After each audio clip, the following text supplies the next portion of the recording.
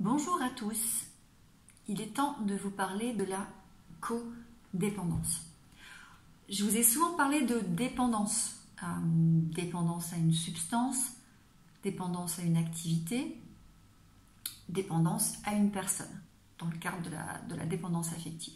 Je vous ai plus rarement parlé de la codépendance, qui peut d'ailleurs mener à la contre-dépendance.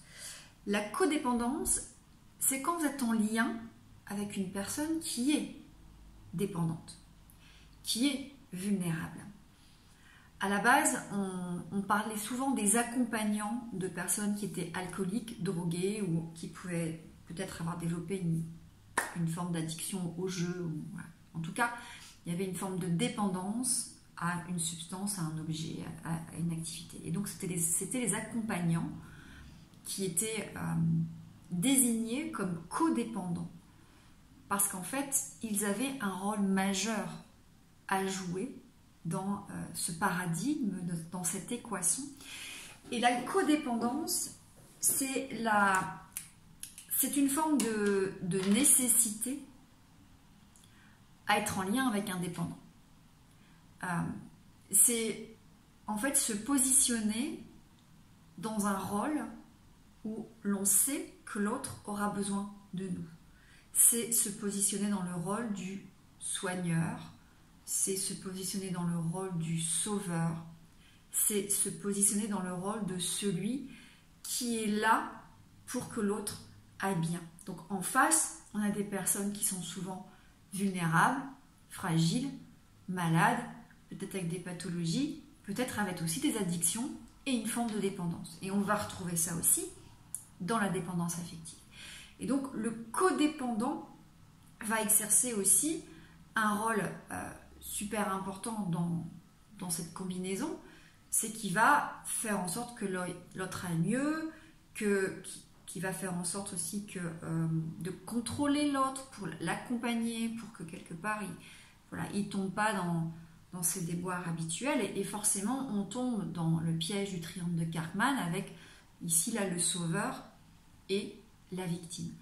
Le problème, c'est que le codépendant, quand il n'a plus la personne qui est en dépendance, en tout cas quand il n'y a plus de dépendance, il va se sentir vide, puisqu'en fait c'est très gratifiant d'avoir le rôle de sauveur. Et quand on prend ce rôle de sauveur, quand on prend ce rôle de codépendant, il y a forcément aussi à l'origine des blessures, un manque affectif ou quelque chose, parce que ça nourrit. On parle souvent du syndrome du thérapeute, c'est effectivement le piège dans lequel aussi peuvent tomber certains thérapeutes, dont on est d'ailleurs assez conscient et dans lequel il faut faire attention, c'est de dire comment je nourris à travers mon rôle de thérapeute, ce que potentiellement j'aurais pu manquer si j'ai manqué ou pas. Et le rôle de thérapeute, vous pouvez effectivement le jouer aussi au sein de votre couple. Ce qui peut se passer, c'est que parfois au bout d'un moment, il y a une rupture de lien et la codépendance peut basculer dans la contre-dépendance. Donc on va couper le lien, on ne va plus donner et on va inviter l'autre à se prendre en charge. Alors tout ça est plutôt... Alors si la contre-dépendance est une fuite, c'est pas forcément sain.